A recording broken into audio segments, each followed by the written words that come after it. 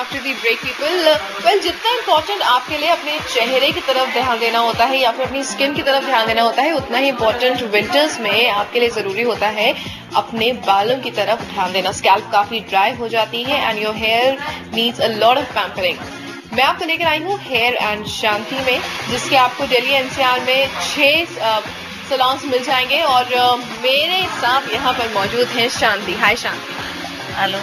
शांति, सबसे पहले आपसे जानना चाहूंगी कि सर्दियों में किस तरीके की ट्रीटमेंट्स आपको लगता है बालों के लिए सबसे अच्छी, क्योंकि स्कैल्प बहुत ड्राई हो जाती है, बाल ड्राई लगने लगते हैं. सर्दियों में जो हवा वगैरह बहुत ड्राई हो जाता है ना, जिससे अगर आप बाहर जैसे जाते हो तो बहुत ड्राई हो जाएगा बाल वगैरह, स्कैल्प हो गया तो उससे क्या होता है स्कैल्प में स्कैली हो जाती है, लाइक डैंड्रफ जैसा.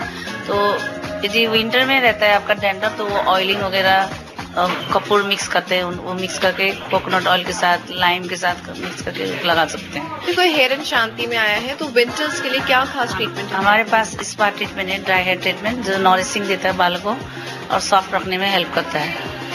ओके, तो कितना चार्जेस है उस ट्रीटमेंट? उसका हम लोग 700 चार्ज करते हैं, विच इज नॉट मच. और कितनी देर का ट्रीटमेंट है? Like 45 minutes to 1 hour treatment होता है. आप ही करके देख लीजिए, आपको फर्क नजर आएगा. वेल, इसे कहते हैं नेकी और पूछ पूछ. Of course, why wouldn't I really want to pamper my hair. तो कौन सा ट्रीटमेंट, क्या कहते हैं उसकी? लाइक ड्राई हेयर ट्रीटमेंट में आ जाता है nourishing, spa nourishing treatment.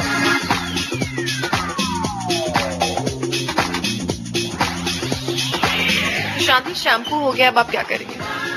Shampoo के बाद इसमें स्पा का मास्क आता है, तो उसके साथ थोड़ी कॉन्सेंट्रेट आता है, छोटी छोटी नॉरिशिंग कॉन्सेंट्रेट आता है, वो मिक्स करते हैं और हमने बालों में इमल्सिफाई करते हैं. तो उसके साथ साथ हम लोग बालों को स्कैल्प के लिए मसाज वगैरह करते हैं, जिससे कि रिलैक्स मिले क्लाइंट को.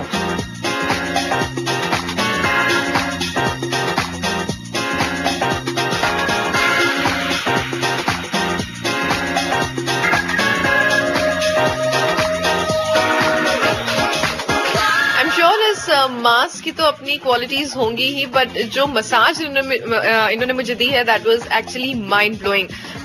शांति, नाउ व्हाट? उसके बाद जब मसाज खत्म हो जाती है तो उसके बाद स्टीम देना होता है, जिससे कि ओपन द पोर्स जो ब्लॉक को रखा है और उसे सॉफ्टनेस देता है बालों को. अच्छा, और स्टीम के बाद? स्टीम के बाद हम लोग रिंस करेंगे, हल्का ड्राई करके नेचुरल ड्राई पर छोड़ देंगे.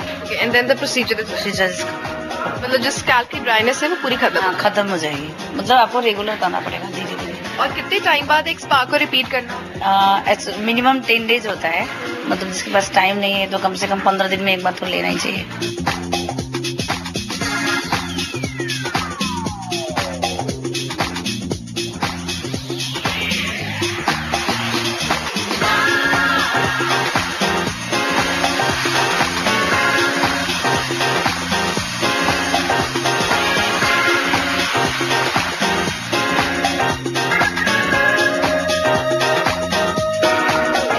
शांति, I can actually feel that my hair can now breathe more. पर आपसे एक चीज पूछना चाहूंगी. मैंने नोटिस किया कि जब आप मेरे बाल रिंस कर रहे थे तो आपने बहुत ठंडे पानी से किया, उसकी कोई खास वजह?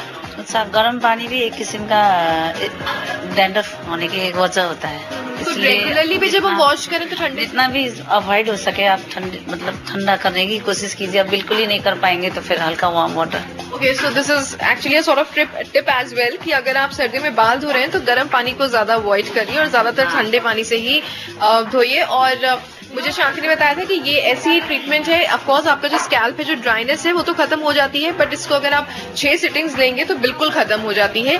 This might return after 15-20 days. तो आप इसको इस फ्रीक्वेंसी में ये वाला हेयर स्पा ले सकते हैं. Not very expensive, 700 is what you pay for it. Thank you so much. Thanks.